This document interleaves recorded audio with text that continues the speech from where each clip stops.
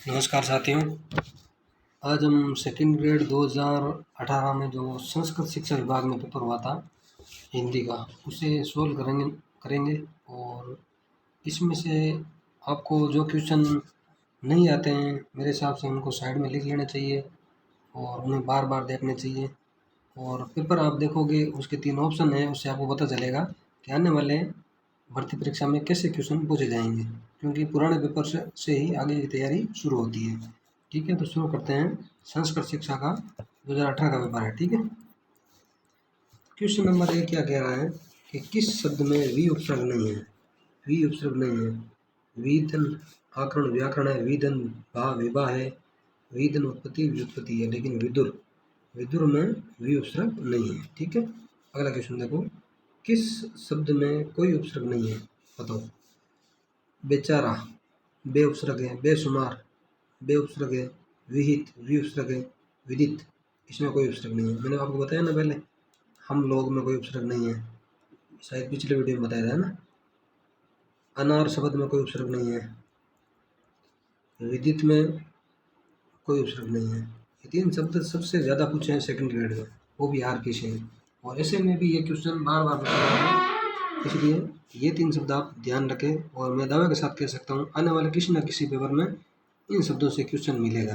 ठीक है, अगला क्वेश्चन, किस विकल्प में गार प्रत्ययुक्त शब्द नहीं है, मतलब गार प्रत्यय नहीं है, ये पूछ रहा है।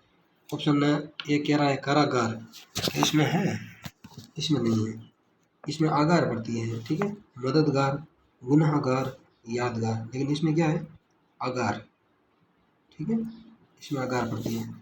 अगला क्वेश्चन देखो, किस विकल्प में करदंत यानी कर्त प्रत्ययुक्त शब्द हैं, बताओ। करदंत ये किसके साथ आता है, क्रिया के साथ आता है ना। भारत इसमें तो नहीं है, इसमें तद्धित है। राष्ट्र इसमें भी तद्धित है। ग्राम से ग्रामीण बना है, इसमें भी तद्धित है। कर्मा क्रिया से करणीय बना है, तो ये तद्धित मतलब करदंत शब्द है। ठीक है ना, कर्त प्रत्ययुक्त जो शब्द होता है ना उसे करदंत कहते हैं। तो ये खाली कर्त तो प्रत्यय है, और जिससे उससे शब्द बनता है ना तो उसे क्या कहते हैं, करदंत। अगला क्वेश्चन, इनमें से किस विकल्प के सभी शब्द कर्त प्रत्यय से बने हैं, क्रिया से बने हैं, लेकिन ऐसा कह रहा है। ठीक है, बचत, छात्रा ये नहीं, ये तद्धित हो गया। कारक करना, भगोड़ा भागना, ये दोनों कर्त प्रत्यय से बने शब्द हैं। ठीक है, क्रिया से बने।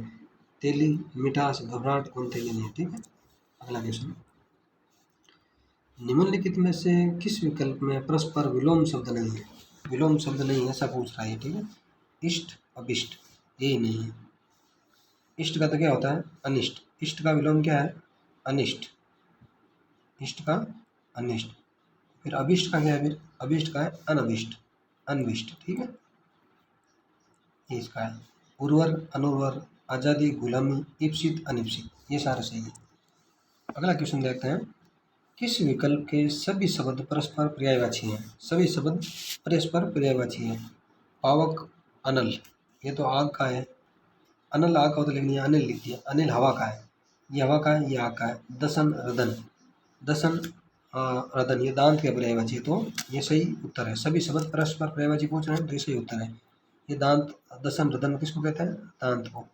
किसे, दांत को। ठीक है, प्रस्तर उत्पल, प्रस्तर किसको कहते हैं, पत्थर को कहते हैं। ठीक है ना, उपल भी पत्थर को कहते हैं, लेकिन ये उत्पल है ना, ये कमल का पर्याय है। किसका है, कमल का पर्याय है। ठीक है, भुजंग, ओपनगारी, भुजंग किसे कहते हैं, सांप को कहते हैं। भुजंग सांप को कहते हैं। और इसका एक पर्याय और है, पन्नग। क्या, पन्नग, ये भी सांप है, लेकिन पन्नगारी ये सांप का नहीं है। ये किसका बताओ, तो ये गरुड़ का है। किसका है, गरुड़ का। पन्नगारी गरुड़ को कहते हैं। सांप और पन्नग ये किसके, भुजंग के हैं। ठीक है, अगला क्वेश्चन, किस शब्द में करण तत्पुरुष समास है। करण तत्पुरुष पूछ रहा है। पथ भ्रष्ट, पथ से भ्रष्ट, इसमें तो अपदान है। गुणयुक्त, गुण से युक्त, इसमें ही करण तत्पुरुष है। जीवन दान, जीवन के लिए दान, इसमें संप्रदान तत्पुरुष है। स्वर्ग पतित, स्वर्ग को पतित, इसमें कर्म तत्पुरुष है। कौन सा, कर्म तत्पुरुष। अगला क्वेश्चन देखो, किस शब्द युग्म का अर्थ भेद सुमिलित नहीं है, बताओ। अर्थ भेद सुमिलित नहीं है। दीप हाथी, द्वीप हाथी, द्वीप टापू, उदार दानशील, सही है उदार, तो दो दे दिए ना, उदार दानशील है, दयालु, उदार यानी तारना या भला करना, यहाँ कन्फ्यूज नहीं होना है, ठीक है ना। कई बार दो भी दे सकता है, एक क्या अर्थ है दोनों का, ठीक है। अवधि एक भाषा और अवधि समय सीमा, ये गलत उल्टा दे दिया, ये अवधि है ना, ये है समय सीमा और ये अवधि भाषा है, उल्टा दिया, ठीक है। अविराम निरंतर, अविराम सुंदर, ठीक है। अगला क्वेश्चन, ऐसा रोग जो छूने मात्र से फैलता हो, वाक्यांश के लिए सार्थक शब्द गया है। कोरोना, नहीं नहीं नहीं, कोरोना ऑप्शन में नहीं है ना। संक्रामक रोग, कौन सा, संक्रामक रोग।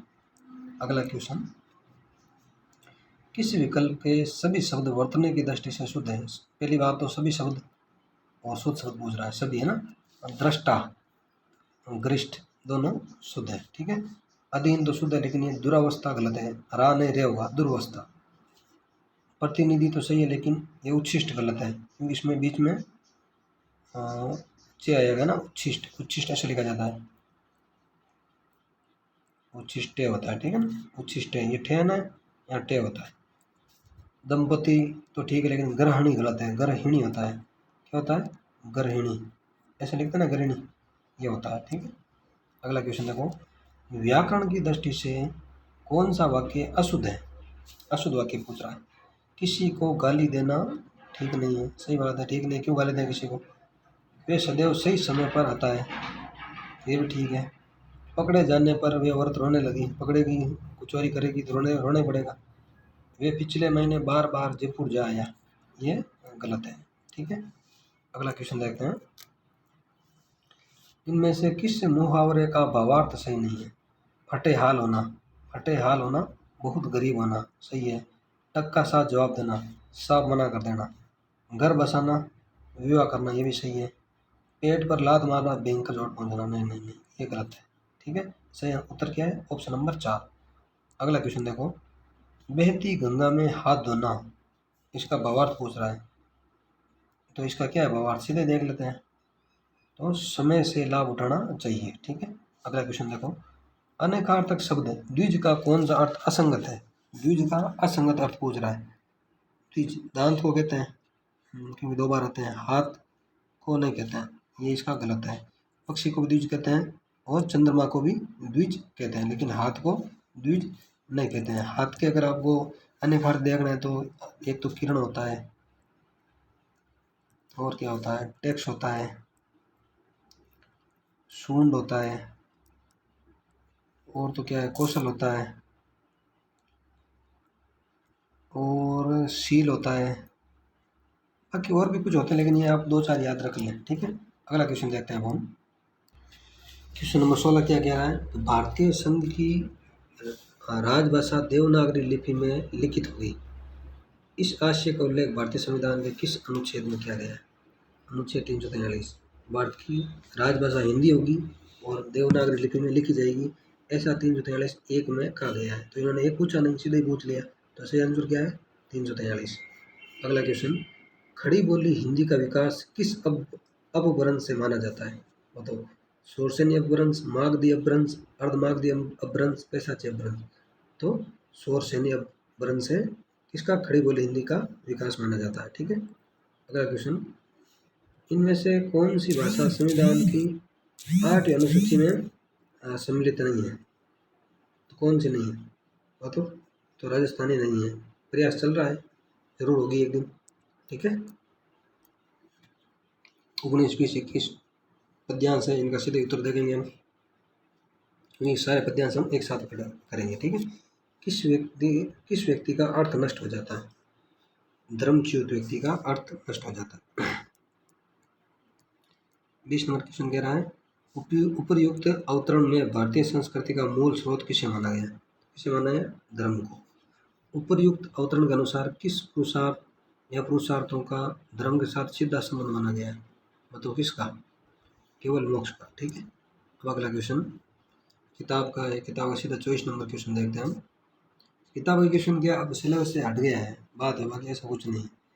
अब ये पंक्ति याद रहना है तो किताब से, पीसा जाता जब इक्षुदंड, झरती रस की धारा अखंड, मेहंदी जब सेती है बरार, बनती ललनाओं का श्रृंगार। ये पंक्तियाँ किसकी बताओ। तो ये पंक्तियाँ हैं रामधारी सिंह दिनकर की, जो राष्ट्र कवि है, डिप्टी राष्ट्र कवि, वैसे राष्ट्रकवि कौन है? मैथिली शरण गुप्त। ये उपराष्ट्रकवि है दिनकर। इन पर गांधीवाद का प्रभाव नहीं था, ये चीज़ आप ध्यान रखना, क्योंकि कई बार लंबे लंबे क्वेश्चन आते हैं और गलत हो जाते हैं। ठीक है, किताब का ये अब सीधे देखते हैं साहित्य। क्वेश्चन नंबर 28, लोक संत दादू दयाल का इनमें से कौन सा शिष्य नहीं था? बताओ। गरीबदास था, भिखारीदास, ये भी था? नहीं नहीं, ये नहीं था। गरीबदास, सुंदरदास, रजबदास, ये दादू के शिष्य थे। इनके अलावा कोई पूछे तो एक जगन्नाथ था। कौन था? जगन्नाथ। इन्हें और लिख लो, एक जगन्नाथ था। एक माधोदास था। कौन था? माधोदास, ये दादू का शिष्य था। ठीक है, और इनके अलावा कौन था? बखना जी। कौन था? बखना जी। और सुंदरदास, और कौन था? सुंदर दास। ये सारे दादू दयाल के शिष्य थे। ठीक है, अगला क्वेश्चन देखो आप। मोहन राकेश की आखिरी चट्टान किस विधा की रचना है? आखिरी चट्टान किस विधा की रचना है? तो ये क्या है? यात्रा संस्मरण है। ठीक है, यात्रा संस्मरण है। ठीक है, सीधे देखते हैं हम। 37 नंबर क्वेश्चन कह रहा है, मुक्ति योद्धाओं के शिविर में ये रचना किसकी है? तो ये विष्णुकांत शास्त्री की रचना है। किसकी? विष्णुकांत शास्त्री की रचना। ठीक है, जैसलमेर की राजकुमारी, कोई एक पार्ट था उसमें राजकुमारी का क्या नाम था? तो रतनवती। क्या था? रतनवती। अगला देखो आप, एटम बम किसकी रचना है? बताओ। अमृतलाल नागर की। किसकी? अमृतलाल नागर की। अगला क्वेश्चन देखते हैं, रसकान बर्ज की कंटीली झाड़ियों पर क्या न्योछावर करने को तत्पर है? करोड़ों का स्वर्ण मेल भी वो न्योछावर कर दे बर्ज की कंटीली झाड़ियों पर, है ना। धरती दोहरारी, ये किसकी कविता है? कन्हैयालाल शेटिया की। किसकी है? कन्हैयालाल शेटिया की। 44 नंबर क्वेश्चन, हार की जीत कहानी किसकी है? हार की जीत कहानी किसकी है? किसकी है? सुदर्शन की। किसकी है? सुदर्शन की। ठीक है, हम नेक्स्ट देखते हैं क्वेश्चन नंबर 48। ये छोड़े से किस लिए आपको पता होगा। ठीक है ना। प्रजा हितैषी पत्र के संपादक कौन थे? प्रजा हितैषी तो राजा लक्ष्मण सिंह। शिव प्रसाद सितारा हिंद का भी आप एक पत्र ध्यान रखना, बनारस अखबार। क्या था? बनारस अखबार। ये कब निकला था? 1845 में। कब निकला था? 1845 में। बनारस अखबार था किसका? शिव प्रसाद सितारा हिंद का। और प्रताप नारायण मिश्र का भी ध्यान रखना चाहो तो रख लो, ब्राह्मण। क्या था? ब्राह्मण। ये निकला था 1883 से। ठीक है, और भारतेंदु हरिश्चंद्र की 3 पत्रिकाएं इंपॉर्टेंट है, कई बार क्रम भी पूछा जाता है। कवि वचन सुधा, कौन सी? एक कवि वचन सुधा। एक आप बाकी आप सुन लो आप, हरिश्चंद्र मैगजीन और बालाबुदिनी। कवि वचन सुधा, हरिश्चंद्र मैगजीन और बालाबुदिनी। ठीक है, अगला क्वेश्चन देखो आप, सूरदास के विनय संबंधी पदों में कवि ने लोगों का साथ छोड़ने के लिए क्यों कहा? हरी छोड़ो, ये किताब का क्वेश्चन है। किताब के क्वेश्चन को हम ज़्यादा जोर नहीं देंगे। हाँ, 54 नंबर क्वेश्चन है, शुक्ल के निबंध भय के आधार पर बताइए कि इनमें से कौन सा कथन सत्य है? भय जब स्वभावगत हो जाता है तब वह कायरता या विरूपता कहलाता है। सही बात है। अशिक्षित होने के कारण अधिकांश भारतवासी भी व्यय के उपासक हो गए, ये बात भी सही है। अति व्यय और बेकारा का सम्मान सभ्यता के लक्षण है, ये गलत है। ठीक है ना। व्यय का विषय 2 रूपों में सामने आता है, असाध्य और साध्य रूप में। ठीक है, अगला क्वेश्चन। क्वेश्चन मैंने बोला ना कई बार है, ये देखो वापस आ गई क्वेश्चन। बुहारी के दोहों में कवि ने मुंह जोड़ तरंग जो किसे कहा है? मुंह जोड़ तरंग नैनो को कहा। किसको? नैनो को। अगला क्वेश्चन, क्वेश्चन नंबर 57, आखिरकार वही हुआ जिसका मुझे डर था, जोर जबरदस्ती से बात की चूड़ी मर गई और वह भाषा बेकार बोलने लगी। इन पंक्तियों का रचनाकार कौन है? बताओ। अच्छा क्वेश्चन है ना, कुंवर नारायण। कौन है? कुंवर नारायण। अगला क्वेश्चन दो, आराधन का दृढ़ आराधन से दो उत्तर, तुम रो विजय सहित प्राणों से पर, रावण अशुद्ध होकर भी यदि कर सकता है त्रस्त तो निश्चय तुम सिद्ध करोगे उसे ध्वस्त। राम की शक्ति पूजा किसकी रचना है? निराला की है। और ये कथन किसका है? जाम्बवान का। किसका है? जाम्बवान का। ठीक है, अगला क्वेश्चन देखो, संगत कीजिए साधु की कभी न निष्फल होई, लोहा परसते सो भी कंचन होई। लोहा पारस परसते सो भी कंचन होई, ये किस कवि की पंक्ति है? बताओ। ये कबीरदास जी की पंक्ति है। किसकी है? कबीरदास जी की। अगला क्वेश्चन देखते हैं, मैं जब शिरीष की ओर देखता हूँ तब तब हुक उठती हाय वे अवधूत आज कहाँ। मतलब शिरीष के फूल रचना से अवधूत शब्द किसके लिए प्रयुक्त हुआ है? पहली बात तो आप ये बताना, शिरीष का फूल रचना किसकी है? निबंध है, कहानी है, क्या है? ये आलोचना है क्या? तो ये अवधूत शब्द महात्मा गांधी के लिए प्रयुक्त हुआ। किसके लिए? महात्मा गांधी के लिए, ठीक है ना। अगला क्वेश्चन देखते हैं, पाजेब किस प्रकार की कहानी है? पाजेब कहानी है किसकी, मुझे आप ये बताना। पहली बात तो ये बता देता हूँ, छोड़ो, ये तो जैनेंद्र की है और बाल मनोवैज्ञानिक कहानी है, ठीक है। अगला क्वेश्चन देखते हैं, 65 नंबर क्वेश्चन, बेसर मोती दूती झलक परी अदर बरहानी, पट पहुँचती चुनो समझी नारी निपटायानी। इसमें कौन सा अलंकार है बताओ? तो संध्या अलंकार, विरोधाभास, मान विवरण नहीं, इसमें कौन सा है? भ्रांतिमान अलंकार है, ठीक है। अच्छा एग्जाम्पल है, कई बार होता है, इंपॉर्टेंट मान सकते हो आप इन्हें, ठीक है ना, क्योंकि काफ़ी एग्जाम्पल ऐसे होते हैं जिनसे उन अलंकारों की पहचान होती है, ठीक है ना। अगला क्वेश्चन, निम्नलिखित में से कौन सा कथन गलत है? हरि गीतिका के प्रत्येक चरण में 28 मात्राएं होती है, सही बात है, एकदम सही बात है। 16-12 पर यति होती है और 28 मात्राएं होती है, एकदम सही है। द्रुत वलंबित छंद के प्रत्येक चरण में 10 वर्ण होते हैं, गलत है। तो 12 वर्ण होते हैं, ठीक है। पहले चीज, फिर नगण, भगण, भगण और अगण ऐसे होता है, ठीक है। और चौपाई के प्रत्येक चरण में 16 मात्राएं होती है और लास्ट में 2 गुरु होते हैं, ये सही है, ठीक है। दोहा के विषम चरणों में 13 तथा सम चरणों में 11 मात्राएं होती है, सही बात है। तो सही उत्तर क्या है? 2, ये गलत है, क्योंकि 10 की जगह 12 की जगह इन्होंने 10 लिख दिया, ठीक है। अगला क्वेश्चन, इनमें से कौन सा कथन सही नहीं है बताओ? उपमेय को प्रस्तुत, ठीक है, कहते हैं, उपमान को अप्रस्तुत कहते हैं, एकदम करेक्ट बात है। जहाँ प्रस्तुत पर अप्रस्तुत का अवैध आरोप किया जाए वहाँ रूपक अलंकार होता है, ये बात भी एकदम सही है। जहाँ उपमेय की उपमान से तुलना की जाए वहाँ उपमा अलंकार होता है, ये बात भी सही है। जहाँ बिना कारण के ही कार्य संपन्न हो जाए वहाँ असंगति अलंकार होता है, नहीं नहीं नहीं नहीं, ये गलत है। असंगति अलंकार कहाँ होता है पता है आपको? जहाँ कारण कहीं हो और कार्य कहीं हो वहाँ असंगति अलंकार होता है, और जहाँ बिना कारण के ही कार्य हो ना वहाँ कौन सा अलंकार होता है? विभावना। कौन सा? विभावना, ठीक है। अगला क्वेश्चन, ये तो किताब का क्वेश्चन है, किताब वाले तो हम देखेंगे नहीं। 70 नंबर क्वेश्चन, इनमें से कौन सा कथन सही है? हास्य रस का स्थायी भाव हास है, बताओ, ये पहले ही सही है, ठीक है। वीर रस का स्थायी भाव वीरता है, नहीं नहीं, उत्साह होता है स्थायी भाव, ठीक है। अमरस को शांत रस का स्थायी भाव माना जाता है, नहीं नहीं, शांत का स्थायी भाव है निर्वेद। करुण रस का स्थायी भाव करुणा है, नहीं, करुण रस का स्थायी भाव क्या है? शोक। क्या है? शोक। देखो रस के स्थायी भाव आपको याद करना है, क्योंकि क्वेश्चन आया है तो हमें छोड़ना नहीं है। तो श्रृंगार रस है उसका स्थायी भाव रहती है, हास्य का हास है, वीर का उत्साह है, करुण का शोक है, क्या है? शोक है। भयानक का भय है, रौद्र का क्रोध है, ये स्थायी भाव बता रहा हूँ मैं ना। अद्भुत का आश्चर्य है, क्या है? आश्चर्य। और शांत का निर्वेद है, क्या है? शांत का निर्वेद, ठीक है। ये सारे स्थायी भाव है और अच्छे से इन्हें देख लेना, ठीक है। अगला क्वेश्चन देखते हैं, शब्द शक्तियों से संबंधित कौन सा कथन असंगत है बताओ?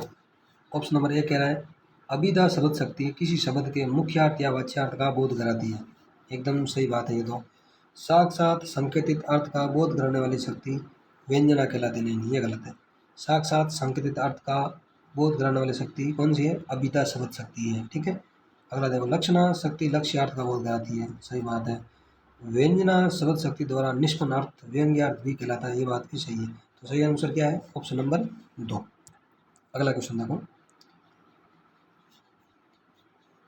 इनमें माधुर्य गुण से संबंधित कौन सा कथन असंगत है बताओ? ऑप्शन नंबर एक कह रहा है, माधुर्य गुण में सामान्यतः ट ठ ड ढ वर्णों का अभाव रहता है, सही बात है। भाव तो भी भाव होता तो गलत हो जाता, अभाव रहता, सही कह रहा है, क्योंकि प्रधानता ओज गुण में होती है इन वर्णों की, ठीक है। अगला देखो, ये पूछ रहा माधुर्य सा, ठीक है। इसमें समास रहित एवं या अल्प समास युक्त पदावली होती है, ये बात भी सही है। इसमें चित्त को द्रवित करने की विशेषता होती है, ये बात भी सही है। हास्य और अद्भुत रस में इसका प्रयोग होता है, ये बात सरासर गलत है। तो सही आंसर क्या है? Option number 4।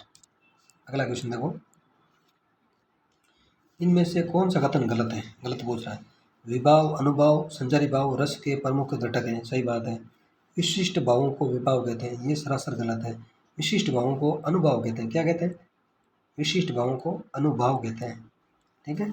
शंकु का रस निष्पत्ति विषयक मत अनुमतिवाद कहलाता है, और अभिव्यक्तिवाद का संबंध अभिनव गुप्त से है। उत्पत्तिवाद या आरोपवाद किसका है बताओ? उत्पत्तिवाद आरोपवाद लोलट का। शंकु का अनुमितिवाद है ना, पटनायक का मुक्तिवाद, अभिनव गुप्त का अभिव्यक्तिवाद। इनका दर्शन भी था।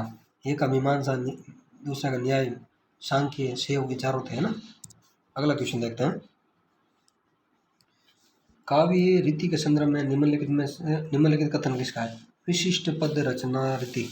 तो ये वामन का, किसका है? वामन का कथन है। अगला क्वेश्चन देखो, ये देखो क्वेश्चन कितनी बार आ गया, आप देख लो। काव्य दोष का राजन देहु तुरंग मोही अथवा देहु मतन, इसमें कौन सा काव्य दोष है? बताओ बाबा, 1 2 3 4 कौन सा? बताओ बताओ। तो दुष्कर्म तब काव्य दोष है, ठीक है। अगला क्वेश्चन, पृथ्वीराज रासो को सर्वथा अप्रमाणिक ग्रंथ मानने वाले विद्वान इनमें से कौन है? बताओ। डॉक्टर वुलर। मैंने ट्रिक बताई है, वो ट्रिक आप याद रखना, बार बार बताने से उसका कोई उचित है नहीं, क्योंकि हम कंटेंट देखेंगे तब वो सारी चीज़ें वापस आ जाएगी, ठीक है। अगला क्वेश्चन, किस विकल्प में रचना और रचनाकार सम्मिलित नहीं है? बताओ। वर्ण रत्नाकर ज्योतिरेश्वर ठाकुर, सही है। उक्ति व्यक्ति प्रकरण गोविंद चंद्र, नहीं गलत है। उक्ति व्यक्ति प्रकरण किसकी है? दामोदर कवि की। किसकी है? दामोदर कवि की। 1400 कब लिखी गई? बताओ, 1400 या 1500, जो भी आप कमेंट करना। तो गोविंद चंद्र ने भी कुछ लिखा होगा, नाम आया है। तो इनकी एक रचना है दर्शन विमर्श, इंपॉर्टेंट है, ध्यान रख लेना। दर्शन विमर्श किसकी है? गोविंद चंद्र की। विशल देव रासो नरपति नाले की है। श्रावकाचार देवसेन की है, 933 ईस्वी में लिखी गई। जिनमें 250 दो है, ठीक है। 250 क्या है? दो है, और ये इसमें लिखी गई। अगला क्वेश्चन देखो, वेद नखत ग्रह जोरी अर्ध करी सोई बनत अब खान खात, इसमें कौन सा काव्य दोष है? तो इसमें क्लिष्ट तो काव्य दोष है, ठीक है। अगला क्वेश्चन, इनमें से वेदर्भी रीति से संबंधित कौन सा कथन सही नहीं है? वेदर्भी रीति का आधार प्रसाद गुण है, नहीं गलत है। वेदर्भी रीति का आधार कौन सा गुण है? माधुर्य गुण है। कौन सा? माधुर्य गुण।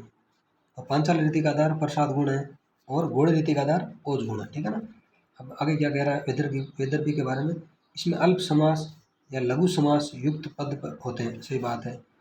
इसमें सकुमार पदावली होती है, ये बात भी सही है। इसमें माँ प्राण तथा संयुक्त व्यंजनों का अभाव रहता है, सही बात है। भाव आ जाए तो कौन सा हो जाएगा फिर? मतलब ओज गुण, है ना, या गोड़ी रीति। अगला क्वेश्चन देखो, आदिकाल को सिद्ध सामंत काल किसने कहा है? बताओ। राहुल शंकरदयाल ने। राम कुमार वर्मा ने आदिकाल को संधि चारण काल कहा था। क्या कहा था? संधि चारण काल। महावीर प्रसाद द्विवेदी, इन्होंने आदिकाल को बीज वपन काल कहा था। क्या कहा था? बीज वपन काल। हजारी प्रसाद द्विवेदी, इन्होंने आदिकाल को आदिकाल नाम दिया था, ठीक है। अगला क्वेश्चन, रचनाकार और रचना की दृष्टि से कौन सा विकल्प असंगत है? कुतुबन की मरगावती जो 1503 में लिखी गई, सही है। उस्मान की चित्रावली जो 1613 में लिखी गई, सही है। मंजन की मधुमालती जो 1545 में लिखी, सही है। नूर मोहम्मद की हंस जवाहिर, ये गलत है। हंस जवाहिर किसकी है? कासिम शाह की है। किसकी है? कासिम शाह की है। किसकी? कासिम और शाह। ये कब लिखी गई पूछ ले तो 1731 में। तो नूर मोहम्मद ने कुछ लिखा होगा, ऐसे नाम थोड़ा है यार। इनकी एक रचना है अनुराग बांसुरी। क्या है? अनुराग बांसुरी। और एक इनकी रचना और है, कौन सी बताओ? इंद्रावती। क्या है? अनुराग बांसुरी और इंद्रावती, ठीक है। ये रचनाएं आप ध्यान रखना। आप मेरी आवाज़ पे ज़्यादा ध्यान देना, क्योंकि अब ऐसे ही लिख रहे हैं जल्दी जल्दी में, ऐसे ही होगा तो ज़्यादा टाइम खराब हो जाएगा, कोई मतलब है नहीं, है ना। अगला क्वेश्चन, सुने घर का पाहुणा ज्यों आया त्यों जाओ, कबीर की उक्त साखी के अनुसार जीवात्मा का इस संसार से खाली हाथ लौटने का कारण क्या बताया गया? बताओ। प्रभु प्रेम का रसा स्वाद नहीं लेने के कारण, ठीक है ना। अगला क्वेश्चन, गोस्वामी तुलसीदास की इन रचनाओं में किस रचनाओं में ब्रज भाषा का प्रयोग है? देखो, तुलसीदास की जिस रचना में विनय शब्द आ जाए, वैराग्य शब्द आ जाए, या फिर क्या आ जाए, वल्ली शब्द आ जाए, एक रामाज्ञ प्रश्नावली को छोड़ दो, ये जहाँ भी शब्द मिले ना, वो कौन सी रचना है? ब्रज भाषा की रचना है। जैसे देखो, कवितावली, वल्ली आ रहा है ना, तो ये ब्रज भाषा की रचना है, और सारी अवधि की है, ठीक है। विनय वैराग्य वल्ली आ जाए ना, वो ब्रज भाषा की रचना है सारी, ठीक है। 84 नंबर क्वेश्चन, रचना और रचनाकार से संबंधित कौन सा विकल्प असंगत है? बताओ। रास पंचाध्यायी नंददास की है, सही है। हित तरंगिणी सेनापति की, नहीं। तरंगिणी किसकी है? कृपा राम की। किसकी है? कृपा राम की। हित तरंगिणी किसकी है? कृपा राम की, जो 1541 ईस्वी में लिखी गई, ठीक है ना। सेनापति की रचनाएं अगर आपको याद रखनी है तो दो रचना याद रख लेना। एक तो काव्य कल्पद्रुम, कौन सी? काव्य कल्पद्रुम। एक कवित्र रत्नाकर, ठीक है, सेनापति की है। विज्ञान गीता केशवदास की है, सही है। ज्ञान मंजरी अगरदास की है। ठीक है। अगला क्वेश्चन, विशल देव रासो की नायिका का नाम क्या था? तो आसान सा क्वेश्चन है, राजमती। विशल देव रासो रचना किसकी थी बताओ? तो ये नरपति नाले की रचना थी। किसकी? नरपति नाले की। देखते हैं अगला क्वेश्चन, 86 नंबर क्वेश्चन, हो 2-3 दिन हो, हाँ 2-3 दिन ही तो हुए हैं, मैं यहाँ पढ़ने आया हूँ। जहाँ लक्ष्मी खेद है कहानी में यह कथन किस पात्र का है? तो गोविंद का है। ये है गोविंद नामक पात्र था, उसका कथन है। और जहाँ लक्ष्मी कैद है रचना किसकी? आपको याद रखना है फिलहाल तो। किसकी है? राजेंद्र यादव की। ठीक है ना। अगला क्वेश्चन देखो, सम्मिलित करना है रचना और रचनाकार हो, है ना। सुख सागर किसकी है? मुंशी सदा सुख लाल की। प्रेम सागर किसकी है? लल्लू लाल की। भाषा योग विशिष्ट किसकी है? राम प्रसाद निरंजनी की। नासिक है तो वाख्यान किसकी है? सदल मिश्र की। किसकी है? सदल मिश्र की। ठीक है। अगला देखो, इनमें से किस कवि की रचनाएं चौथे सप्तक में नहीं है? मैंने ट्रिक बताई ना, अवराज, सौनंद, सुमन, श्री राजेंद्र। ठीक है ना, वो याद रख लेना, उससे आपका काम हो जाएगा। तो मदन वात्सायन इसकी क्या है? ये चौथे सप्तक के कवि नहीं है। तो किस सप्तक कवि है मतलब? दूसरे तीसरे कमेंट करना आप। अगला क्वेश्चन, ये चीज़ हमने क्या पहले अच्छे से कर ली, इसलिए अब क्या बार बार नहीं बता रहा हूँ। 89 नंबर क्वेश्चन कह रहा है, श्रद्धा भक्ति निबंध के अनुसार कौन सा कथन सही नहीं? बताओ, श्रद्धा भक्ति निबंध के अनुसार कौन सा कथन सही नहीं? श्रद्धा में घनत्व अधिक होता है और प्रेम में विस्तार, ये सही नहीं है, उल्टा दे दिया। ये क्वेश्चन पहले और आया था और शायद अभी अभी 2022 में जो सेकंड ग्रेड का हुआ उसमें भी आया था, है ना। अगला देखो, प्रेम में कोई मध्यस्थ नहीं पर श्रद्धा में मध्यस्थ अपेक्षित है, सही बात है। श्रद्धा का मूल तत्व है या दूसरे का महत्व स्वीकार करना, सही है। श्रद्धा 3 प्रकार की होती है, प्रतिभा संबंधी, शील संबंधी और साधन संपत्ति संबंधी, है ना। सॉरी दोस्तों। अगला क्वेश्चन, रचना और रचनाकार से संबंधित कौन सा विकल्प सही नहीं है? अंधेरे बंद कमरे किसकी रचना पूछ ले? तो मोहन राकेश की। किसकी है? मोहन राकेश की। ठीक है। तो राजेंद्र यादव की क्या है? अच्छा ये सही नहीं, पहले मैंने आपको पहले बता दिया, अंधेरे बंद कमरे मोहन राकेश की है, तो इसलिए ये सही नहीं है। राजेंद्र यादव की अगर रचना याद रखनी है तो याद रखना, जहाँ लक्ष्मी कैद है, जहाँ लक्ष्मी कैद है। खंजन नयन अमृतलाल नागर की रचना है। ठीक है। जो सूरदास पर लिखी गई। चित गोबरा मर्दुला गर्ग की है। मछली मरी हुई राजकमल चौधरी की रचना है। ठीक है। अगला क्वेश्चन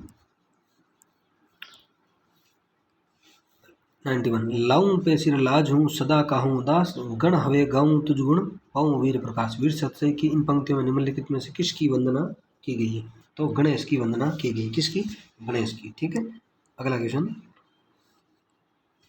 प्रसाद प्रणीत कामायनी से संबंधित कौन सा कथन सही नहीं है? इसमें कुल 15 सर्ग हैं, सही बात है। सर्गों का नामकरण चिंता, आशा, चिंता, श्रद्धा आदि मनोविकारों के आधार पर किया गया है, ये भी सही है। मनु और श्रद्धा इसके प्रमुख पात्र, ये सही है। इसके कथानक आधार मनुस्मृति है, ये गलत है। सतपथ ब्राह्मण है, क्या है आधार कामायनी का? सतपथ, सतपथ ब्राह्मण, सतपथ ब्राह्मण। ठीक है ना, ये चीज़ आप ये याद रखना। अगला क्वेश्चन, कुरुक्षेत्र से संबंधित कौन सा कथन असंगत है? कुरुक्षेत्र का सर्वोत्तम प्रकाशन 1946 में हुआ, सही बात है।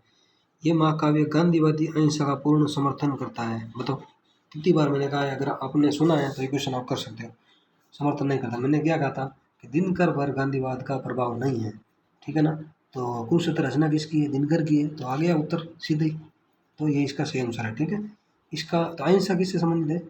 गांधी से है, तो गांधीवाद का प्रभाव है ही नहीं, तो फिर रचना पे कैसे होगा? ठीक है ना। इसका मूल कथानक महाभारत के शांति पर्व से लिया गया है, सही बात है। इसमें युद्ध और शांति को लेकर गंभीर विशुद्ध चिंतन प्रस्तुत किया गया है, ये बात भी सही है। अगला क्वेश्चन, असाध्य वीणा से संबंधित कौन सा कथन सही नहीं है? असाध्य वीणा किसकी रचना है पहले आप ये बताना। ये रचना अज्ञेय, उत्तर आगे सीधे अज्ञेय की। ठीक है ना। आंगन के पार द्वार में संकलित, ये बौद्ध दर्शन से प्रभावित मानी जाती है। ठीक है। वीणा का निर्माण पुराने किरीट तरु से किया गया, सही है। इस वीणा को कीर्ति ध्वज ने बनाया, नहीं नहीं नहीं, ये गलत है। राजा के दरबारी कलावंतों में से इस असाध्य वीणा को कोई न बजा सका, ये बात भी सही है। 3 नंबर इसका सही आंसर है ना। अगला क्वेश्चन, राम राम राम राम ये भी कोई लड़ाई है? दिन रात खंदकों में बैठे हड्डियां अकड़ गई, उसने कहा था। ये कहानी चली गई, अब बताओ ये कहानी किसकी? उसने कहा था। ये यहाँ पूछ रहा कथन किसका है, बताओ। लहना सिंह का। किसका? लहना सिंह का। तो ये किसकी कहानी है? चंद्रधर शर्मा गुलेरी। ठीक है। अगला क्वेश्चन देखो, मेरी बहु बाधा हरो राधा नागरी सोई, जातन की जाई परे श्याम हरित दुति होई। बिहारी के इस दोहे के संदर्भ में निम्नलिखित में से कौन सा विकल्प सही है? सीधे देखो आप, राधा की स्तुति और श्लेष अलंकार है इसमें, पहले भी ये एग्जाम्पल कई बार आ चुका है। अगला क्वेश्चन, रचनाकार और रचनाओं को सम्मिलित करना है। बलचनामा यह है नागार्जुन की। पुनर्नवाह बताओ किसकी है? हजारी प्रसाद द्विवेदी का उपन्यास है ना। आपका बंटी मनु भंडारी। अपने अपने अजनबी किसकी है? अज्ञे की। ठीक है, आसान सा क्वेश्चन था।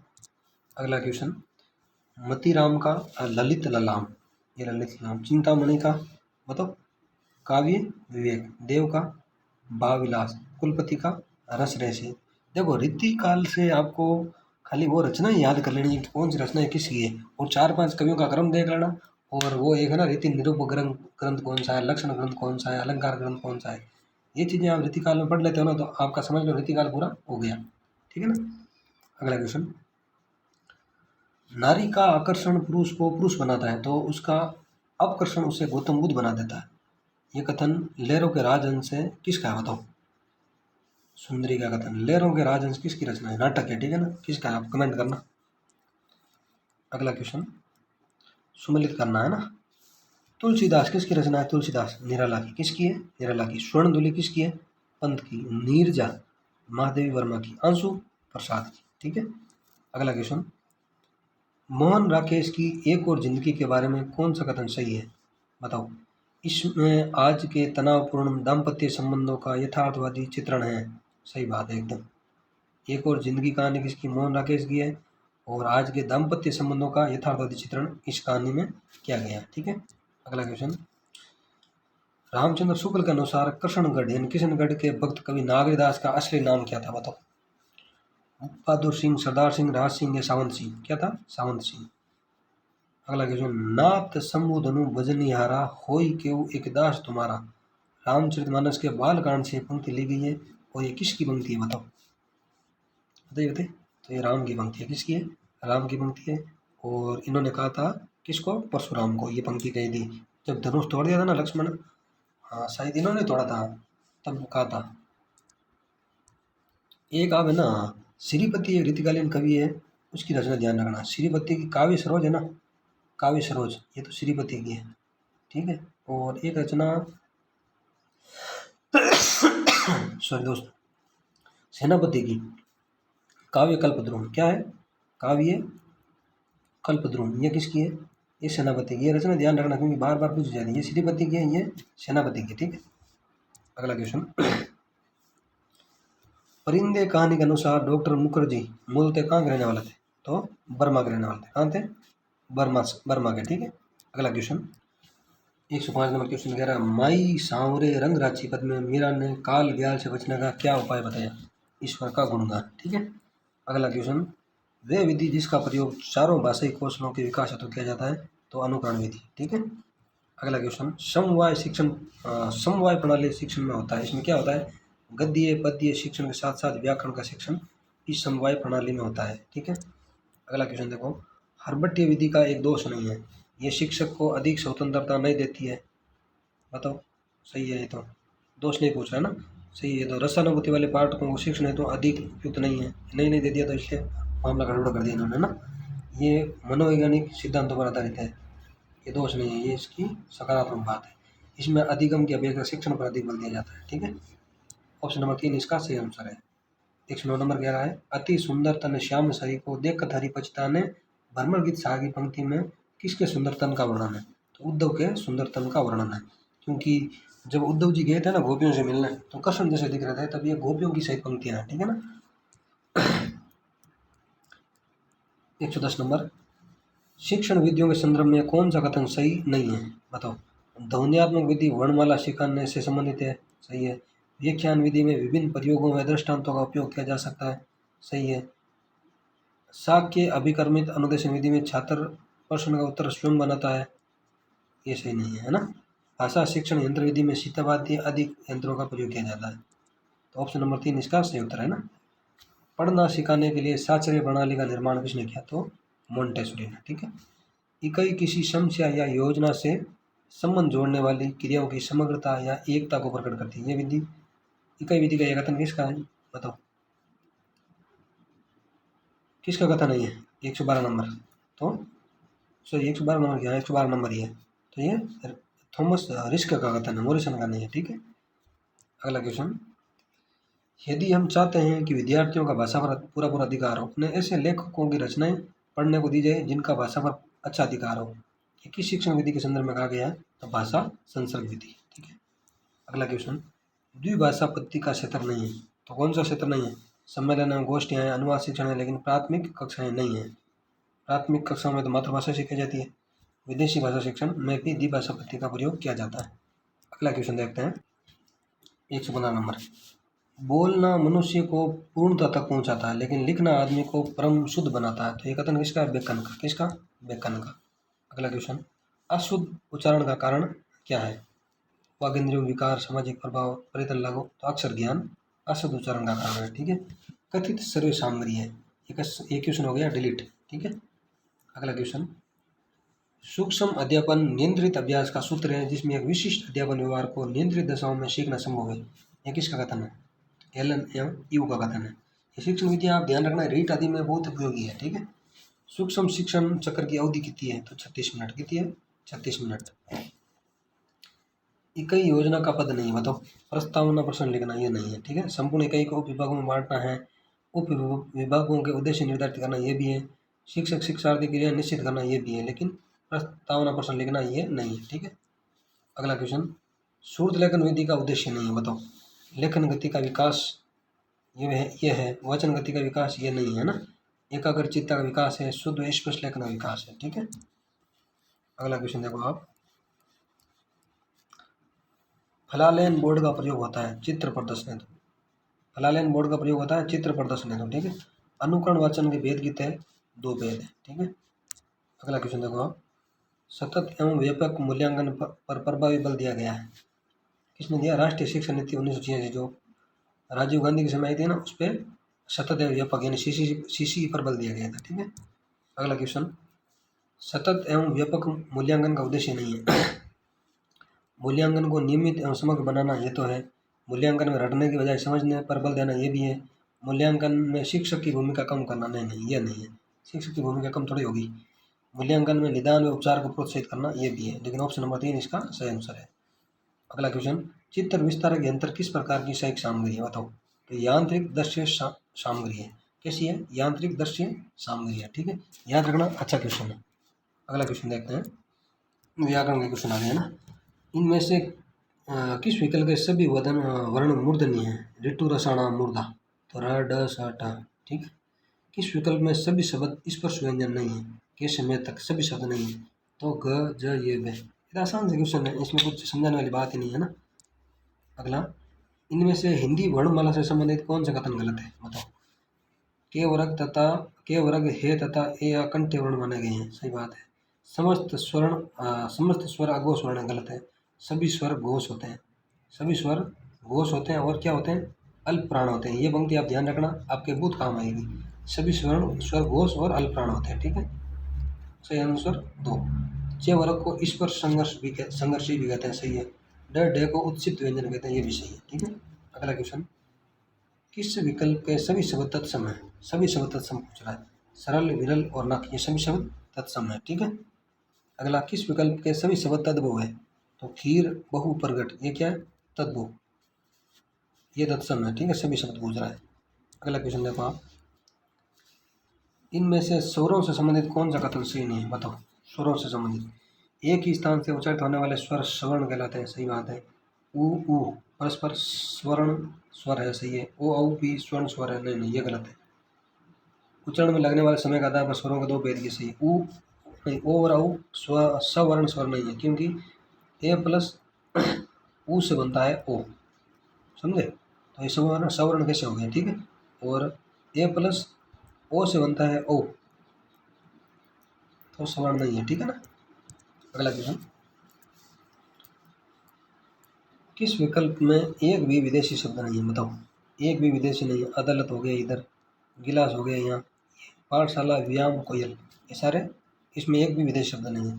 उर्दू ये हो गया विदेशी। अगला क्वेश्चन देखो, ये सारे आसान से क्वेश्चन, हमने इन पे बहुत पहले बात कर ली है ना। हिंदी व्याकरण से संबंधित कौन सा कथन सही नहीं, बताओ। सर्वनाम की विशेषता बताने वाले शब्द सर्वनाम एक विशेषण कहलाते हैं, नहीं, गलत है। सर्वनाम और संज्ञा की विशेषता बताने वाला शब्द विशेषण कहलाते हैं। सर्वनाम एक विशेषण नहीं, ठीक है। सही आंसर 1 नंबर। अविकारी शब्दों को अव्यय भी कहते हैं, सही है। संज्ञा, सर्वनाम और विशेषण विकारी शब्द है, सही है। क्रम के आधार पर क्रिया के दो भेद किए जाते हैं, ये भी सही है, ठीक है, सकर्मक और अकर्मक। अगला क्वेश्चन, किस विकल्प के सभी शब्द भाववाचक संज्ञा है, बताओ। सभी शब्द, बालक यह नहीं है, प्रीति है, अनेकता अलग हो गया, पशुता ये है, पुस्तक नहीं है, शौर्य है, सौंदर्य अपना सौंदर्य है लेकिन अपनापन नहीं है, निपुण नहीं है। तो सही आंसर है ईर्ष्या या बचपन और नैतिकता। सभी शब्द पूछ रहा है, इनमें एक एक शब्द तो है लेकिन सभी शब्द नहीं है, ठीक है। अगला क्वेश्चन, किस विकल्प में सर्वनाम से बनी भाववाचक संज्ञा, बताओ। किस विकल्प में सर्वनाम से बनी भाववाचक संज्ञा, समता, विशेषता, आर्थिकता, ममता। ममता मम से बनी, मम सर्वनाम, ठीक है। अगला क्वेश्चन, किस विकल्प के सभी शब्द क्रिया से बनी भाववाचक संज्ञा, बताओ। क्रिया से बनी, पढ़ाई और लिखावट। पढ़ाई और लिखावट ये क्या है, क्रिया से बनी भाववाचक संज्ञा है, ठीक है। अगला देखो, इनमें से किस विकल्प के सभी शब्द तत्सम नहीं है, बताओ। भल्लुक, रस्सी और रिक्त, सभी शब्द तत्सम नहीं है, ठीक है। अगला क्वेश्चन 39 नंबर क्वेश्चन 100 है ना। इनमें से कौन सा शब्द संज्ञा से बना विशेषण है, बताओ। अर्थ से आर्थिक बना है, समाज से सामाजिक बना है, प्रथम प्रथम विशेषण है, तो ये संज्ञा से नहीं बना है। सही आंसर 2 नंबर है, विज्ञान से वैज्ञानिक बना है ना। अगला क्वेश्चन, इनमें से कौन सा शब्द विशेषण नहीं है, बताओ। भाईचारा ये भाववाचक संज्ञा है, विशेषण नहीं है। बेचारा है, बेसहारा है, थका रहा है, ये सारे क्या है, विशेषण है, ये क्या है, भाववाचक है, ठीक है। अगला क्वेश्चन, इनमें से किस विकल्प में अकर्मक क्रिया का प्रयोग हुआ, बताओ। महिलाएं गीत गा रही है, सकर्मक है। बालक पतंग उड़ा रहा है, सकर्मक। किसान फसल काट रहा है, सकर्मक। आकाश में पक्षी उड़ रहे हैं, अकर्मक, ठीक है। ऑप्शन नंबर 4 इसका सही उत्तर है। अगला क्वेश्चन, किस विकल्प में मध्यम पुरुष का प्रयोग हुआ, बताओ। मध्यम पुरुष का प्रयोग हुआ, मैंने नहीं, उनसे कहा था कि नहीं नहीं, ये भी नहीं है। अन्य लोगों के साथ साथ आपको भी सूचित कर दें, आपको। इसमें मध्यम पुरुष सर्वनाम का प्रयोग हुआ है ना। अगला क्वेश्चन, वह अचानक चला गया, इस वाक्य में इनमें से क्या है। इस वाक्य में इनमें से क्या है, बताओ। वह अचानक चला गया, तो रीतिबोधक क्रिया विशेषण है, इसमें क्या है, रीतिबोधक क्रिया विशेषण। अचानक है ना ये ठीक है। अगला क्वेश्चन, आपके बारे में कल कोई कुछ कह रहा था, इस वाक्य में किन किन सर्वनामों का प्रयोग हुआ, बताओ। आपके बारे में कल कोई कह रहा था, एक तो अनिश्चयवाचक और मध्यम पुरुषवाचक। आपके बारे में मध्यम पुरुष हो गया, कोई कोई कौन था, अथॉरिटी, या अनिश्चयवाचक है ना। अगला क्वेश्चन, कर्म से जरूरी नहीं, एक चीज़ ध्यान रखना, भगवान तुम्हारा भला करे, ये वाक्य इनमें से किस प्रकार का है, तो ये इच्छार्थक वाक्य है। कैसा है, इच्छार्थक वाक्य है, ठीक है। एक चीज़ ध्यान रखना, सेकंड ग्रेड के हर पेपर में इच्छार्थक और संकेतार्थक इन वाक्यों के क्वेश्चन खूब आते हैं, ठीक है। अगला क्या देखो, जो ज्ञानी होते हैं वो तो होते हैं, उनका सभी समान करते हैं। इस वाक्य में कौन सा उपवाक्य है, बताओ।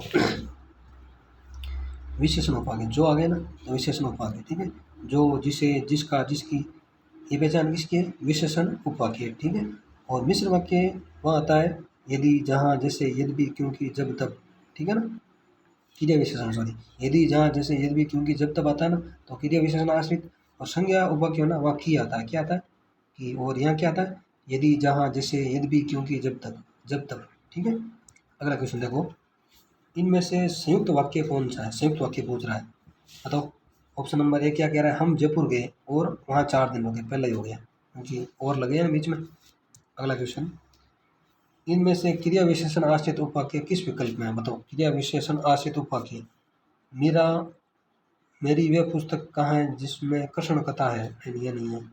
सीता ने कहा कि मैं भी वन, तो हे मान, ये भी देख ले एक बार आप। ये पूछ रहा है क्रिया विशेषण आश्रित उपवाक्य किस विकल्प में है, तो ये कौन सा, वो भी देख लें साथ में। मेरी वह पुस्तक कहाँ है जिसमें कृष्ण कथा है, जिसमें आ गया तो विशेषण आश्रित है, ठीक है। सीता ने कहा कि, ये की आ गया कि मैं बन जाऊंगी, ये तो संज्ञा आश्रित है। वे कमरा अब बंद है जिसमें हम बैठा करते थे, ये कैसा है, ये विशेषण आश्रित है, ठीक है।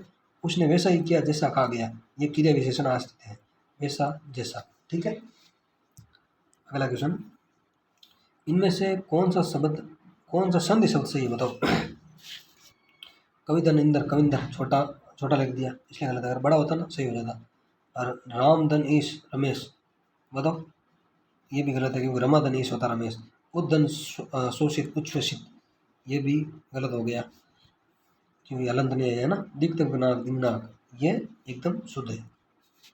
अगला क्वेश्चन, निम्नलिखित शब्दों को ध्यान से पढ़िए क्योंकि वह, शीघ्र तथा उपयुक्त विकल्पों में समुच्चय बोधक अव्यय किस विकल्प में बताओ। तो के और गे, क्योंकि तथा, ये क्या है, समुच्चय बोधक। ठीक है, क्योंकि और तथा, ये और ये। ठीक है दोस्तों, 2018 तक के तो हमने सारे सेकंड ग्रेड के पेपर देख लिए और फर्स्ट ग्रेड के हमने 2022 तक के देख लिए। असिस्टेंट प्रोफेसर के 2021 तक जो पेपर हुए वो देख लिए। अब सेकंड ग्रेड के 2 पेपर और हुए हैं 2022 में, एक तो सामान्य शिक्षा का और एक संस्कृत शिक्षा का। उम्मीद है वो 2 पेपर जल्दी पूरा करा देंगे, शायद कल परसों या इस वीक में, नहीं तो अगले वीक तक तो हो ही जाएगा। उसके बाद हम कंटेंट शुरू करेंगे। ठीक है, अब मेरा तो आप लोगों को यही कहना है, आप मेरा कंटेंट देख लेना और उससे आपका सिलेक्शन आराम से हो जाएगा। भले आप, देखो आपको भरोसा होना हो आगे की चीज़ें हैं वो तो, बाकी विश्वास करना पड़ेगा। वो कंटेंट देख लेना, उससे आपका सिलेक्शन हो जाएगा, इतना मैं दावे के साथ कह सकता हूँ। आप भले ही 20 किताबें पढ़ लेना और मेरा कंटेंट पढ़ लेना, मैं ये कह सकता हूँ अगर मेरे कंटेंट से कुछ नहीं आया तो उन 20 किताबों से भी नहीं आएगा। ठीक है दोस्तों, मिलते हैं नेक्स्ट वीडियो में। जय हिंद, जय भारत।